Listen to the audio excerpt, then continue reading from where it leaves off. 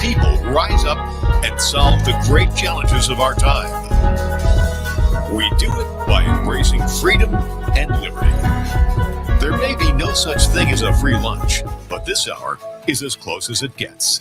Welcome to A Free Solution. All right, welcome to A Free Solution. I'm Kevin Wilson, your host for today. Thank you so much for joining us. Appreciate you being here today. We're live on WYSL until 1 p.m. So that means that you, the listener, can call in. Give us a call, 585-346-3000. Or if you're outside the Rochester area, give us a call at 866-552-1009. That's 866-552-1009. Shout down the line to our friends listening over at WACK out in Newark and WENY, the Patriot down in WENI, the Patriot down in the Southern Tier too. And our friends listening at A Free Solution, the Facebook page, A Free Solution, the YouTube channel, or the Kevin Wilson pages, wherever you're listening today. Thanks for being here.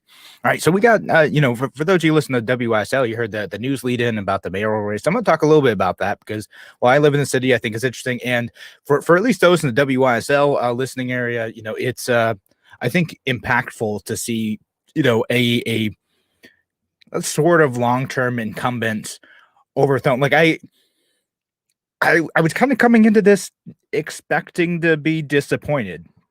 I thought the current mayor of Rochester, Lovely Warren, talked about her on the show a bit before. I thought she was going to either win or do really well. There are a lot of people who are super loyal to her, but she has faced so many scandals recently. It's shocking and embarrassing, frankly, for someone who lives in the city, for someone who lives in the region. She's just,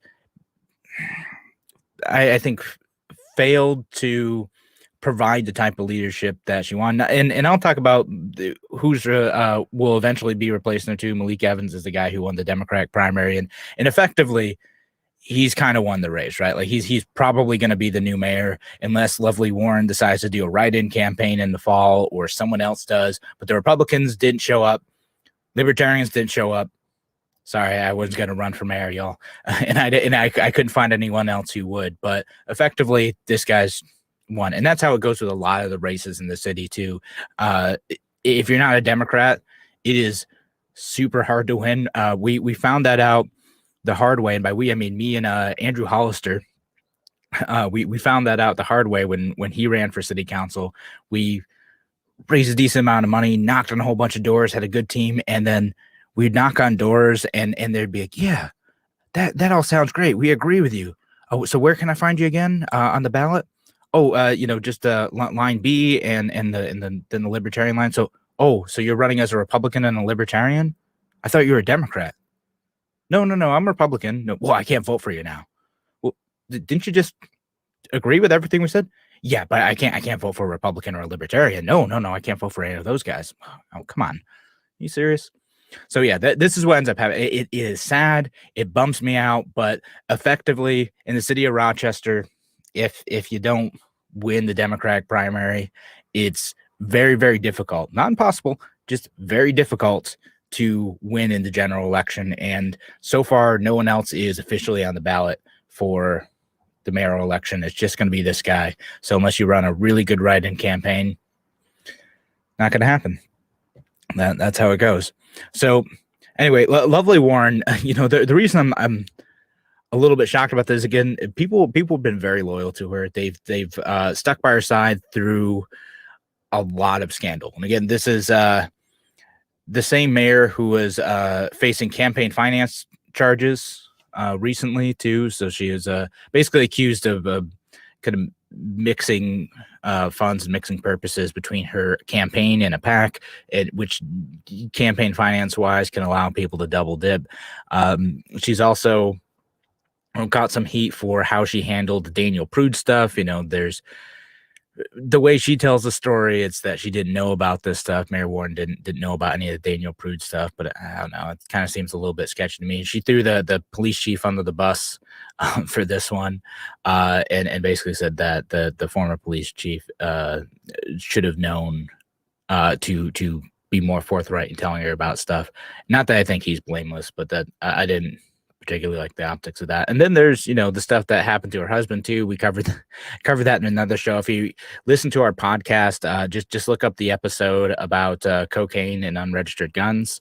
No, I'm not kidding. For those of you that this is new to you, cocaine and unregistered guns. It's her husband was recently arrested for that. She went on saying that that she was estranged from her husband and this was all just a political attack and blah, blah, blah. But yeah, her husband is accused of trafficking cocaine and having an unregistered gun in the house where everyone thought the mayor lived. So that may have contributed to people thinking that maybe we need something new. And on top of that too, you got there, unfortunately, and it's not just Rochester, it's kind of nationwide, and figuring out why this is, there's just been a spike in violent crime. It's, like a couple years ago, I would say, like, everyone kept saying like crime's going up. A couple of years ago, it really wasn't. It's been going down for a very long time. This year seems a lot more violent than usual. Last year was also a bit violent. But there are, quite a few shootings that are happening, if not, murders that are happening in the city. And if it's not that it's unsafe to live where I live or anything, but it is awful to see several people shot in a week, and to see that over and over again, and that starts to get the people, right? Like, well, how do we figure out a solution to this? I don't think that looking to politicians or looking to the police are the only solutions to this, but that's kind of the expectation of voters, is that if crime is going up in your city, you need to be accountable to that and you need to address it. So that's part of it too. And then just like a handful of other things. I'm sure there's going to be more in-depth political analysis, but I mean, there's just someone who has like worked with the city before. I tell you, like, there's frustrating elements of communication and coordination that go on with the city of Rochester that I really, really hope gets fixed. There's just a level of, I don't know. I don't even know how to describe it, because it's not, it's just like some of the people that I end up having to work with are frustrating. Some of them are very great. They're hardworking, dedicated folks who just want to, like, get you through whatever you need to do, whether it's, like a permitting process or working with a neighborhood group. But there's a lot of frustration in city bureaucracy too. And if you want information currently with the current administration, city of Rochester, it's nearly impossible to get a FOIL request through. They turn all that stuff down. And, I say all this too, like, again, the Rochester gets a lot of news coverage. Now, I live there. So like, I know these issues a bit more intimately. Like, these same issues might exist in your town too, issues with transparency, issues with accountability, issues with like the administration of stuff that government's supposed to do, right? Like, are they plowing the streets effectively, redoing the roads and the roads that they manage effectively? Are they, is the zoning process making sense? All that stuff exists in your town too. And if you want to talk about that stuff, I don't know. I talk about the city a lot because I know the city and I know like how to put these issues in context that I'm hoping you guys understand, because a lot of your towns and small cities throughout the listening area here for a free solution, you guys face some of the same stuff. Give us a call if you want to talk about that stuff in your town too. If you want to highlight a primary that existed, that happened in your town, give us a call, 866-552-1009, or the local number, 585-346-3000. I want to hear from you. Any primary results that are interesting, any issues that are taking place in your town or your city that, like, if they didn't come up in a local election, ought to come up. Let's talk about some local governance today. And when we come back to, I'll also talk about the guy who, Malik Evans, who is going to be most likely the mayor of Rochester, whether or not he's going to be better, whether it's a good thing for Liberty. We'll talk about some of that stuff. And then maybe a few other primaries too. All right. Thanks again for joining us here on A Free Solution. We're going to be back in just a few minutes.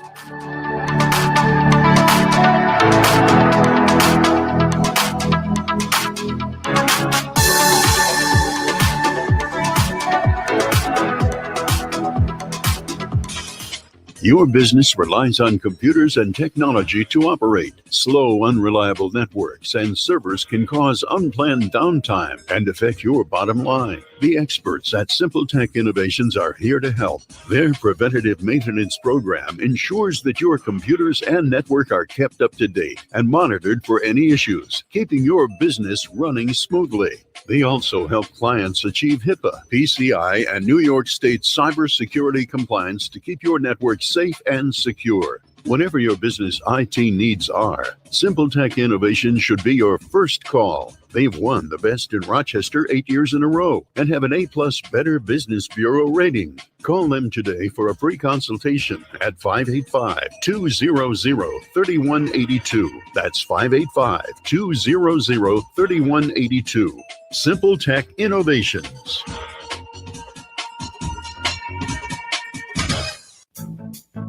The Finger Lakes Castle team is in its 7th decade of factory direct service to the service professional. From cleaning the ins and outs of your vehicle to keeping you on the road, Castle's got you covered. Castle makes streak-proof glass cleaner, FDA-registered sanitizers, and EPA-registered hospital-grade disinfectants. Remember, when you need to keep it clean, use what the pros use. Castle. Accept no substitutes. Castle keeps it clean. A message from the National Police Association. It used to be that any able-bodied person would offer to assist a police officer in danger. Now, passers-by are more likely to take a video. There's a better use for your phone when an officer's in trouble. Call 911. Tell the operator where you are and what you see. Then, start your video to provide evidence later. To learn more about how you can assist law enforcement, visit nationalpolice.org. That's nationalpolice.org. Why do businesses choose to move their website from Wix and Squarespace to SimpleTech Innovations? Maybe it's their excellent customer service or attention to detail. Maybe it's their ability to give a truly customized solution. Or perhaps they just like the fact that SimpleTech is a local small business that builds great relationships with its clients. Whatever the reason may be, you can rest assured knowing that the local team at SimpleTech has your best interest in mind when building or updating your website. They're hands-on and love helping customers achieve their goals. But don't take my word for it. They've won the Best in Rochester 8 years in a row and have an A+ Better Business Bureau rating. If your website doesn't match your dreams or isn't achieving your goals, give the professionals at SimpleTech Innovations a call today for a consultation at 585-200-3182. That's 585-200-3182. SimpleTech Innovations. A free solution.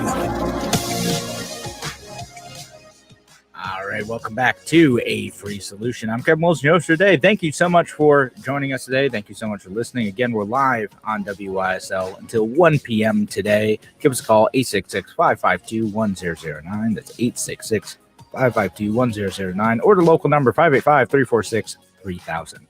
Your preference. Either, both of them work. All right. And so we're talking about some of the primary results in Rochester. You know, I'm just mildly pleased. Like I'm worried I'm becoming too cynical that like politicians can do any sort of shenanigans in any place and never face political consequences for it. And in my mind, as a voter who can't participate in the primaries because I'm not a registered Democrat, in my mind, I was really hoping that Democrats would hold this mayor accountable for just a whole bunch of problems and just say, you know what, that's enough. We're done with this. We gotta get someone else. Now, I worry that like it's not about the ideology. It's just, again, we got to get this person out.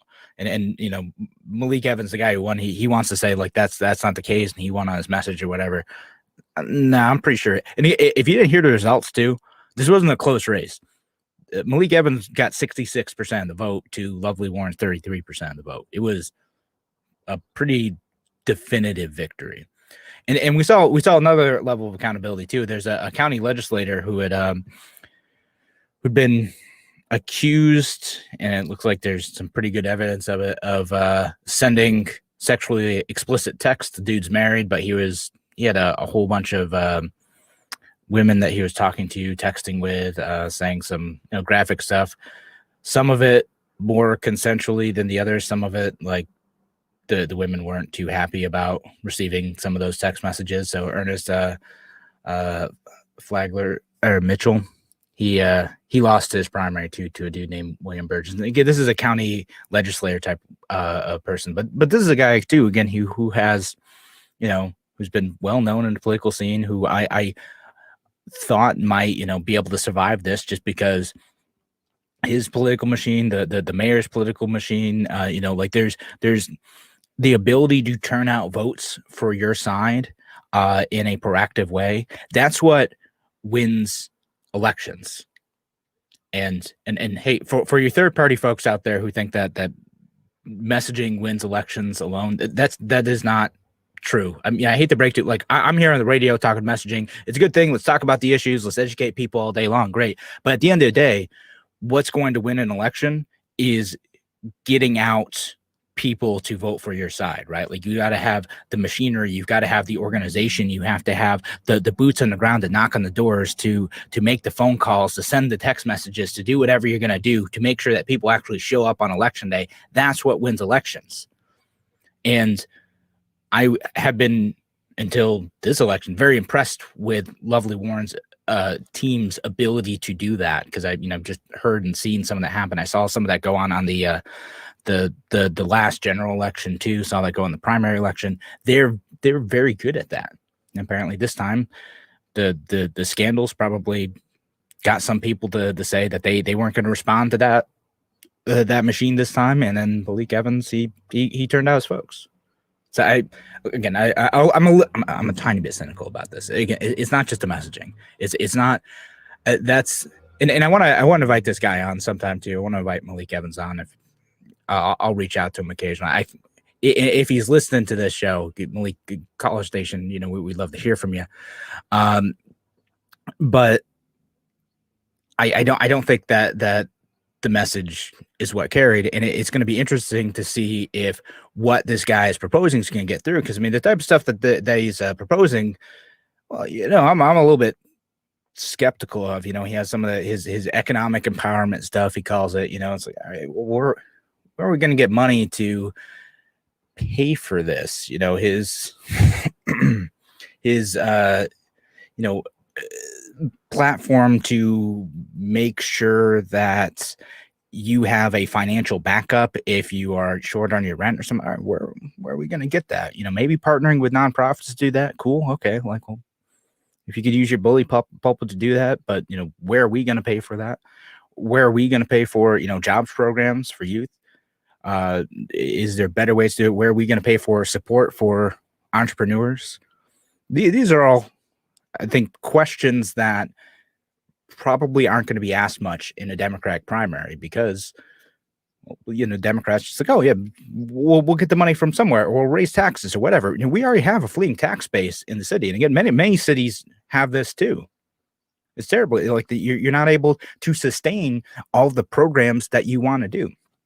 So I'm hoping, if this guy, again, Malik Evans, the one who won, doesn't come on this program, then at least other news organizations are going to start to ask more of those probing questions about, like, well, how are you going to support this stuff? How are you going to actually pay for it? Rochester is already in a difficult position in terms of being able to pay for things.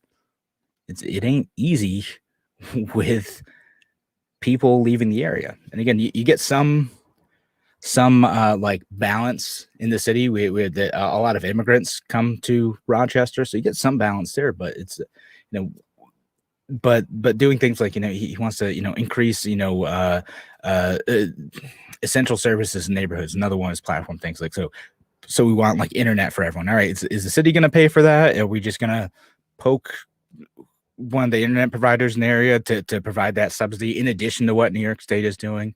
I have questions about some of the zoning stuff too. Like it kind of seems to me, it's like, well, we don't want industrial stuff going up, and we don't want stuff to disrupt residential neighborhoods. To me, and I'm in the minority on this one. I'd rather make it easier for people to be able to do stuff in neighborhoods, because right now the problem is the opposite.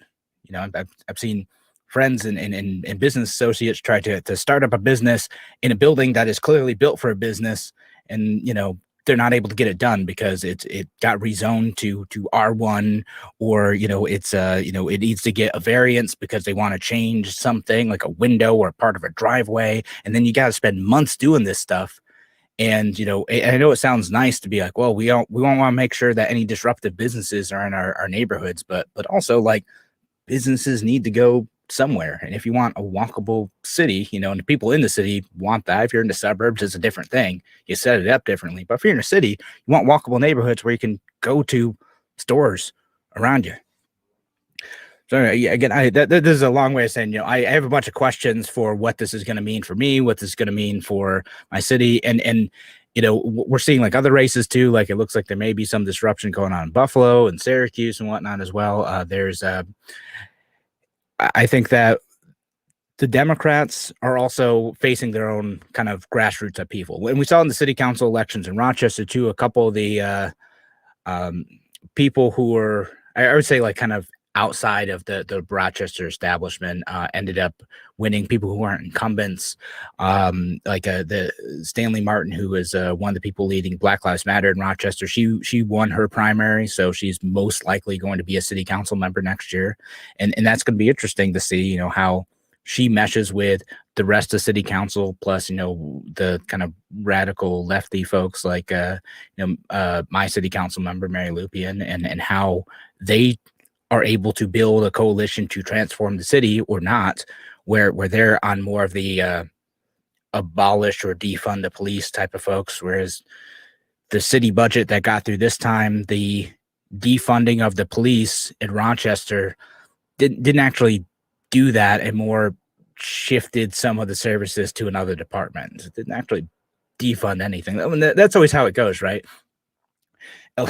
No one's actually defunding the police when they're talking about defunding the police. They're shifting it somewhere. They're shifting the money somewhere else. Either they're shifting the actual services to someone else and it's the exact same thing, or they're saying, well, we're going to take this chunk of money and we're not going to not spend it. We're not going to let you, the taxpayer, keep it. We're going to give it to mental health services, right? Or crisis response team too. Fine, we can debate that. We can do what we want. That hasn't happened yet, to be clear. So that isn't the cause of the rise in crime in Rochester that I talked about in segment 1. There's not... The one of the issues with police, if any, we had Jose Pio on a few weeks ago. He I think he's talked about this before, but it's more of an issue of trying to address violence on a cultural level, and then one of the other issues with the police too is the filling in some of the vacant spots if that's what you want to do, right? So there's a big divide over this. Again, I'm curious to see how this kind of, is this like a grassroots movement among the Democrats, among the lefties? And again, I really have a dog in this fight. I'm more just observing and hoping that whatever nonsense ends up coming through because these folks are winning doesn't, make me want to leave the city, because I still like living in it. And then what's next too? Do these policies, as they start to grow into these like Rochester, they start to bleed out into the county or the region as a whole? And do they do so if they're successful, or even despite not having success? Because that's what happens to a lot of progressive policies. My goodness, we just have to do something, ends up being the rallying cry. All right. So when we come back, I want to talk about one more primary, just briefly, in New York City. And the only reason I want to talk about it, I don't really care about the results. I care about the process, because they're doing ranked choice voting over there. I think it's an interesting way of doing it. If you have thoughts on ranked choice voting, give us a call, 866-552-1009. That's 866-552-1009 or 585-346-3000. Either one is fine. What do you think of ranked choice voting? Does it make sense? Should we bring it to your town, county, or state races? Let us know. Leave a comment or call in. Thanks again for joining us here on The Free Solution. We're going to be back in just a few minutes.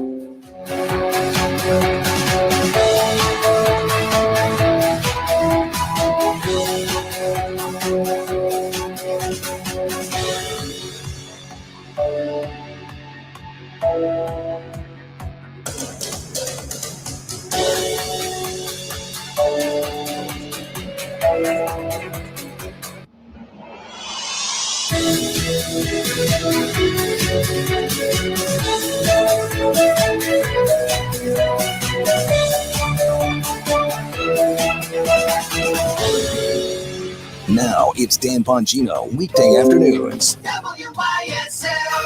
AM 1040 Avon Rochester, FM 92.1 Rochester, and FM 95.5 Spencerport. Here's the latest forecast from the News 10 NBC Weather Center for tonight. We should have some nice, bright, moonlit skies out there. Pleasantly cool, not as chilly as last night. We'll drop back into the mid-50s. Stage is set for a wonderful Thursday. Good amount of sunshine still. Low humidity. Temperatures a bit warmer into the 80s. And on Friday, it turns hot and humid. Temperatures closer to 90 degrees. I'm Rich Canilia, WYSL. Your business relies on computers and technology to operate. Slow, unreliable networks and servers can cause unplanned downtime and affect your bottom line. The experts at Simple Tech Innovations are here to help. Their preventative maintenance program ensures that your computers and network are kept up to date and monitored for any issues, keeping your business running smoothly. They also help clients achieve HIPAA, PCI, and New York State cybersecurity compliance to keep your network safe and secure. Whatever your business IT needs are, Simple Tech Innovation should be your first call. They've won the best in... Hello, I'm Alan Ginsberg of the A.M. Ginsberg Advisory Group. Hope you're coping well with the changes we've all had to make in day-to-day living during these crazy times. So, now that you've done all your projects, cooked every new recipe you have, and made your YouTube videos, ask yourself, are your financial plans and investments working in today's world? Is your family secure if you die or become disabled? Are the wills you made 10 or 20 years ago still valid today? Now may be the time to evaluate where you are financially and review your estate planning as well. We're available for appointments by phone or Zoom meeting, or we can meet in my office with CBC compliant procedures. Please give us a call, 585-377-4720, or check out our website at amginsbergadvisorygroup.com. Securities offered through Securities America Inc. Member FINRA SIPC. Advisory services offered through Securities America Advisors Inc. A.M. Ginsberg Advisory Group and the Securities America companies are separate entities. Because your future is worth it. MGM Associates Insurance, proudly serving the region since 1984. MGM can meet your coverage needs, ranging from home, condo, and auto, all the way to specialized policies for business, workers' comp, to limo and taxi insurance, and coverage for tech professionals like IT specialists. They can also help lead you through the confusing maze in the new world of health insurance coverage and options. MGM Associates is large enough to serve you, but small enough to care, so you don't have to wait in line on some 800 number to get prompt personal attention. MGM Associates is the only winner of the National Best Practices Award 5 times in a row. MGM is proud to support veterans groups including Heroes Home Advantage. For your personal, business, home, or professional insurance needs, meet the professionals at MGM Associates Insurance, locally and proudly owned at 1745 Penfield Road in Penfield, 381-7008, or mgminsure.com, an associate of Ontario Insurance Company, 28 Canandaigua Street in Shortsville. Join the fun at the Genesee Volley Tennis and Croquet Club in Geneseo. Enjoy tennis on our state-of-the-art clay court or golf-style croquet. Get some exercise, enjoy the competition, and meet a great group of people, all in a picturesque setting. Your first 3 times playing are free. Join the fun at the Genesee Volley Club. Call 233-5338. That's 233-5338, or see our website at www.gvtc.club. Mitchell Pearson Jr. Realtors Incorporated was founded in 1972 to offer comprehensive real estate services throughout the greater Rochester and Finger Lakes areas. And Mitchell Pearson will touch numerous nonprofits, including the United Way, Pittsford Volunteer Fire Department, the New York Warrior Alliance Wounded Warrior Program, Mercy Flight, and the Challenger World Series. They truly live up to their motto. Attention, care, effort, integrity have always been the cornerstone of their approach to helping you. Remember the name, Mitchell Pearson Jr. Realtors. You know what would taste really good right about now? Hershey's Premium Ice Cream. And that means Colby's Ice Cream and Bake Shop. 36 flavors, smoothies, soft serves, sundaes, milkshakes. Summertime just tastes better at Colby's Ice Cream and Bake Shop. West Henrietta Road at 390 in Rush. Colby's. Eat in, pig out. Avon Gun and Hunting Supply, a locally owned and operated gun shop specializing in pre-owned firearms and repairs. Get your rifle, shotgun, or pistol serviced and tuned before you take it to the field. Open Tuesday through Saturday. Avon Gun and Hunting Supply, East Main Street, next to the Bank of Castile. A free solution. All right, welcome back to A Free Solution. I'm Kevin Wilson, your host today. Thank you so much for being here. We're live on WYSL. Give us a call, 585-346-3000 or 866-552-1009. We're live until 1 p.m. today on this wonderful Wednesday. And shout out down the line to our friends listening over at WACK out in New York and WENI, the Patriot down the tier. Appreciate you being here too. And, of course, our friends listening online on Free Solution, the Facebook page, A Free Solution, the YouTube channel, and the Kevin Wilson pages too. And I know I got at least Tim O'Connor listening today, who says here to be harassing me if he didn't have spotty service.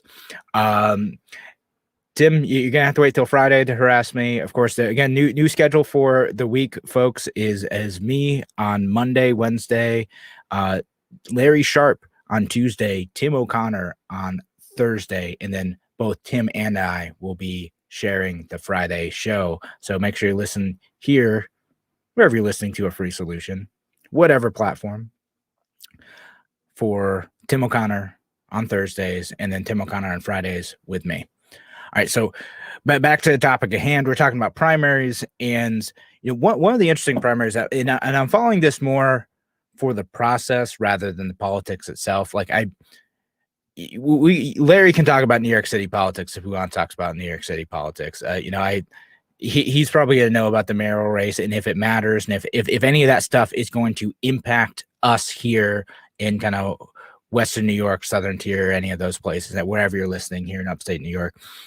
I don't know about that, but what I am following is the process, because they have ranked choice voting, even the primary now. And if you're not familiar with this way of voting, basically, if you have a primary, we have a bunch of candidates, and in New York City mayoral race, there's, oh my goodness, there's so many candidates. 1, 2, 3, 4, 5, 6, 7, 8, 9. There's like 12 candidates or something. There's a whole bunch of them here. You rank your preference, and you're able to have a couple different votes in the way, right? So you're able to say, okay, this is my number one choice, but if this person can't get a majority, then this is my second choice. And if that person also doesn't get a majority, then this is my third choice. And so on, however many, votes you get, and it depends on like where you're doing it. Like Maine has their own thing for this too. But so they had the first round of voting come out, right? So they had this Democratic primary, and the Democratic primary in New York City doesn't necessarily mean there's going to win. I think there's a Republican in the race too. It looks like Curtis Sewell won. Okay, he's an interesting fella. I'm not going to go into that, but he ended up winning the Republican primary. And so, but you have this Democratic primary where it looks like the first count so far, there's a guy named Eric Adams who has 31.7% of the vote. Maya Wiley has 22% of the vote. Catherine Garcia has 19.5% of the vote. And Andrew Yang, remember that guy who ran for president who wanted to give away have the UBI, give you $1,000 a month. He was running for mayor, 11.7% of the vote. And then a whole bunch of other folks after that, right? So there was no winner in this race. So there's no winner yet. You have to have like an instant runoff type of thing, right? So in this case, a plurality, meaning whoever gets the most votes does not get that position, doesn't win the primary in this case, doesn't get the Democratic nomination. It has to be 50% plus one. And so this is interesting because it's a way to build consensus around people, like who is not only like just the most popular among a bunch of options. And like if you had the race turn out like this, you got 31%. Okay, so 69% of the Democrats wanted someone else, but 31% would take it away, right? So for a lot of people, that doesn't seem right, especially if a crowded primary like this. So you do ranked choice voting, like who's the consensus candidate? Who's the person who is like acceptable as a second or third choice to enough people that you have a majority then. All right. So like that concept to me is interesting, and we talk about this not only in the primaries, but in the general elections too.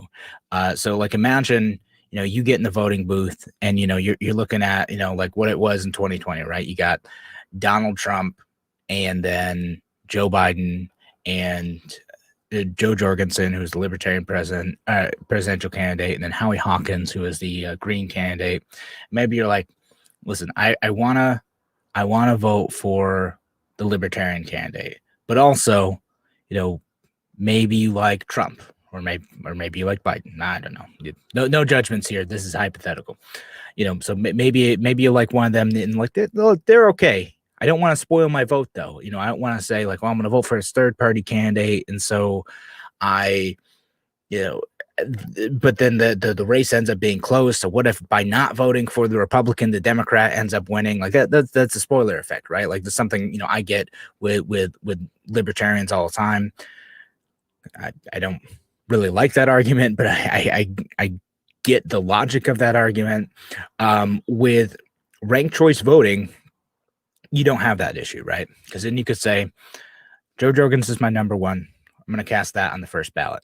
If Joe Jorgensen didn't get the majority, and you say, well, I want Donald Trump second, or I want Howie Hawkins second, or Joe Biden second, then if Joe doesn't get the majority, then Joe Jorgensen doesn't get the majority, then that second vote goes to whoever is the next most acceptable person to you. So whether that's, again, Donald Trump or whoever.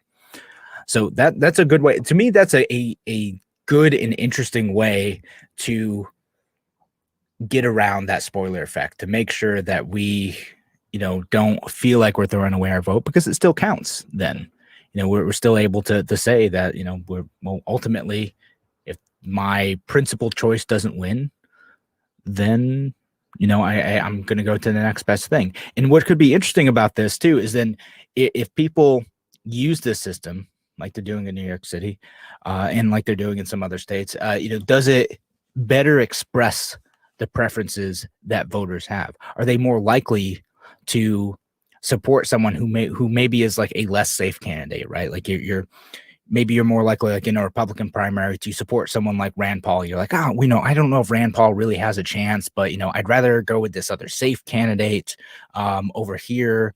Or maybe you want to support Ron DeSantis, whatever. So who you can rank, like who do you like, who is like actually connected to your principles, and you don't have to make that choice to say like, well, I've got to settle for this person who I think is most likely to win by giving me by my giving that additional vote to that person, rather than this is who I really like, and these are the people who are acceptable to me. You could get some really interesting policy preferences that way. And I don't know enough about the New York City mayoral race to understand that, like what the different priorities and what those values, what values are reflected in that first round of results. And again, what's going to happen is, again, you don't have a consensus. So anyone who is below a certain threshold, they get knocked out and then get their second choices added. What's interesting about that is it's going to take a little while. It's going to take, maybe weeks for that to get out.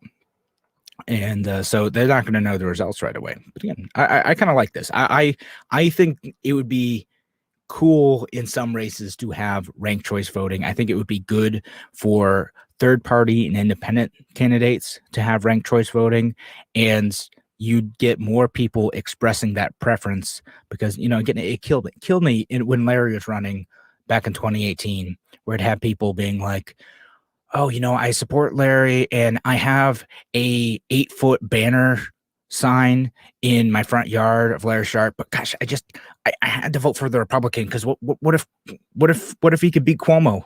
I'm like, are you kidding me? And I'm not exaggerating, folks. I had someone message me on election day to tell me they didn't vote for Larry because they're worried that what if Cuomo could lose this time? Spoiler, he kicked the Republicans' butt. It's not surprising. And now a principled vote was lost for someone great like Larry Sharp. Ranked choice voting helps erase that effect a little bit. Now, again, as I said in the last segment, you still got to put in the work. You still got to contact the voters, call them, knock on their doors, text them, whatever you're going to do. You still got to put in the work to do that. It doesn't matter. You can't just, put your sign out and say, come look at my candidacy. I have principles. No, you got to put in the work to do it. Even with ranked choice voting, doesn't matter. Gotta get in front of the media, gotta contact those voters, gotta do the right stuff, gotta fundraise, put into work to do that. That's what it takes. You can't just message and hope that's gonna get you the results that you're looking for. All right, that's all I got on that side. When I come back, I'm going to talk about totally different shift now. We'll talk about a Supreme Court case I saw come out this morning that I think is fun and interesting. Thanks again for joining us here on A Free Solution. If you have additional thoughts on ranked choice voting or primaries, give us a call, 585-346-3000, 585-346-3000. We'll be back in just a few minutes.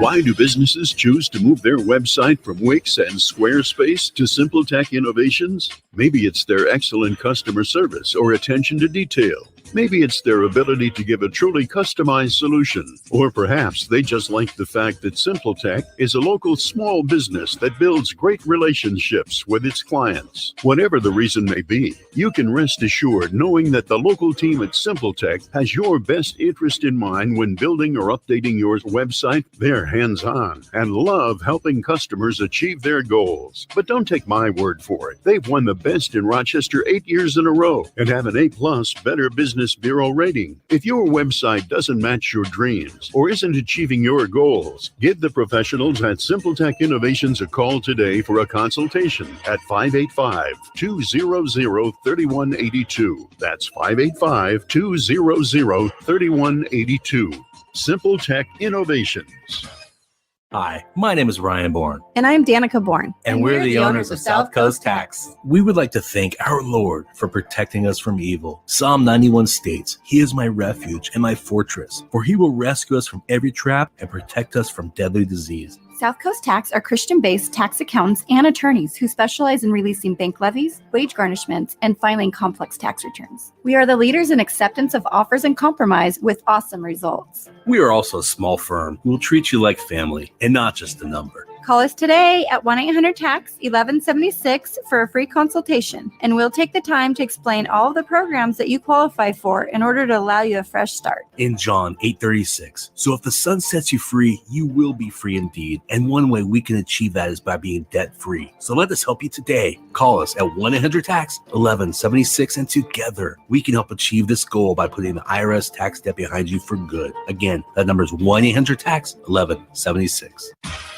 Your business relies on computers and technology to operate. Slow, unreliable networks and servers can cause unplanned downtime and affect your bottom line. The experts at SimpleTech Innovations are here to help. Their preventative maintenance program ensures that your computers and network are kept up to date and monitored for any issues, keeping your business running smoothly. They also help clients achieve HIPAA, PCI, and New York State cybersecurity compliance to keep your network safe and secure. Whatever your business IT needs are, SimpleTech Innovations should be your first call. They've won the best in Rochester 8 years in a row and have an A+ Better Business Bureau rating. Call them today for a free consultation at 585-200-3182. That's 585-200-3182.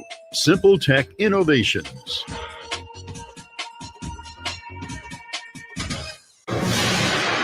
A free solution.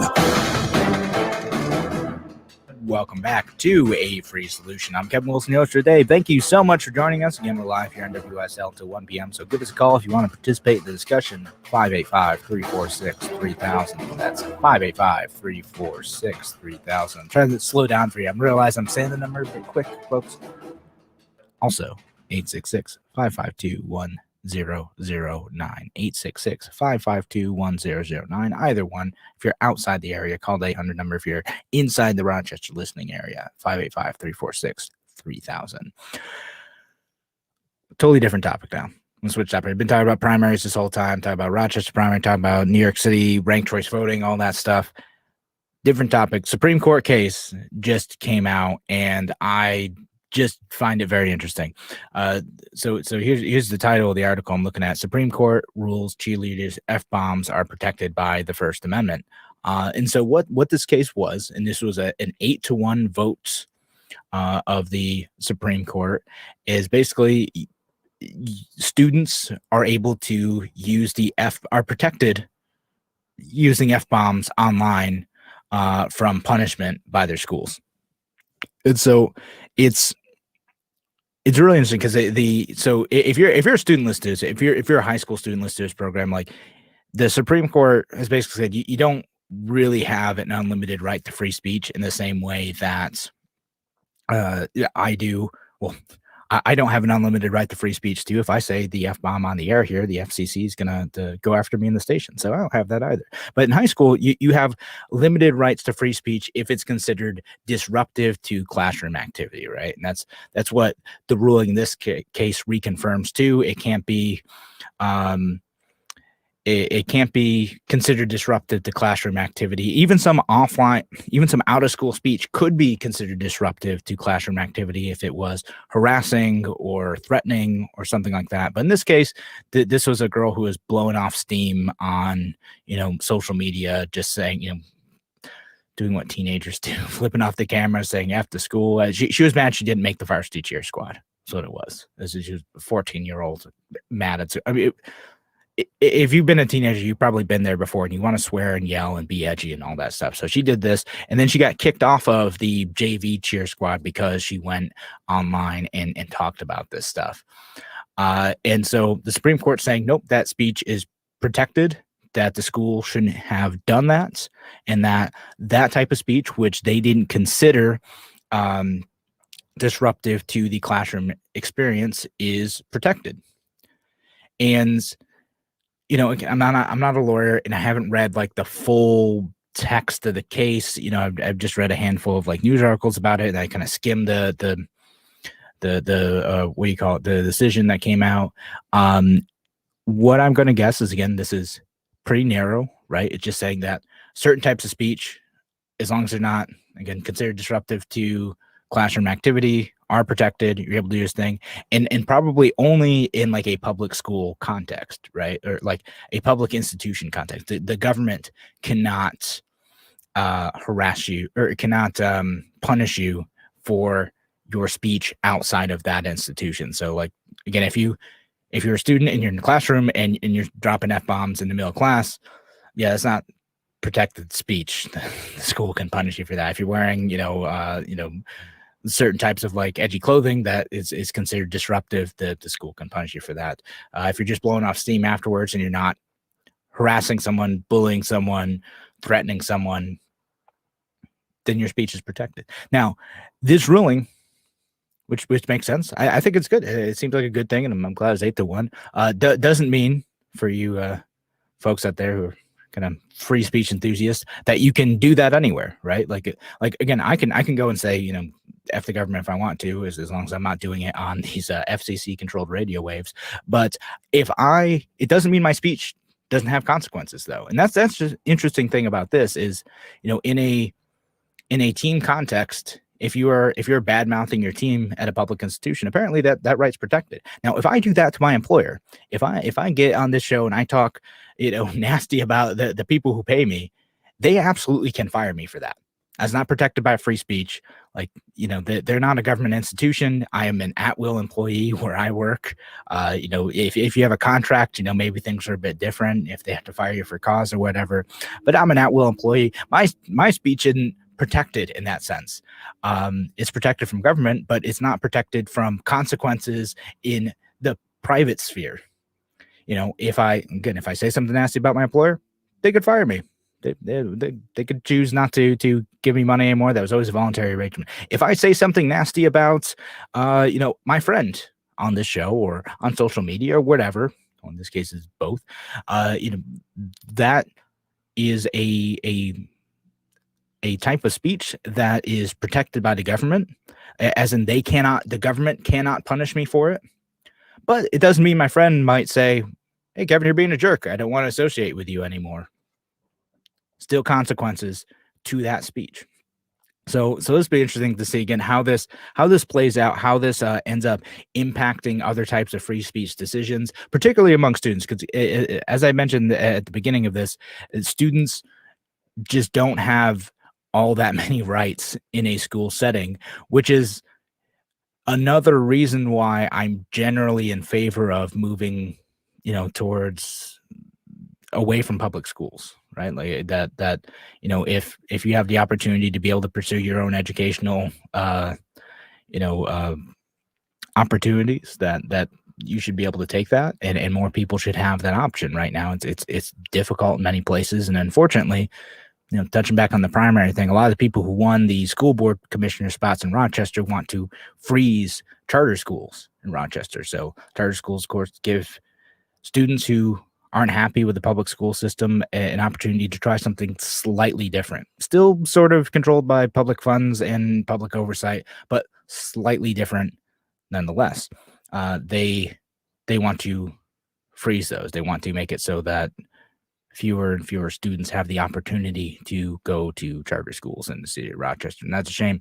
And again, not that charter schools don't have their own restrictive type of speech codes, dress codes, all this other stuff, but yeah, students are, and now I'm gonna sound like a wild libertarian. Students are institutionalized in a lot of ways. You're taught to, confine yourselves to a certain set of rules. There's good lessons in that. Like you gotta be able to work within systems and know that saying something radical, saying something inappropriate, saying something mean will have consequences, because you have less protection from your employer than you do in schools.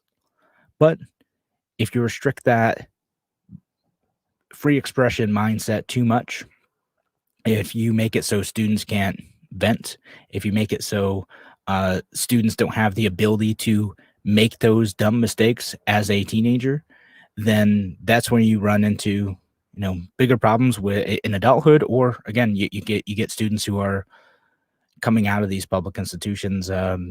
Brainwashed is too strong of a word, but again, institutionalized. They're set up to work within a very restrictive framework, a very restrictive mindset. I mean, maybe it prepares you to work for government, but it doesn't necessarily prepare you to think outside the box.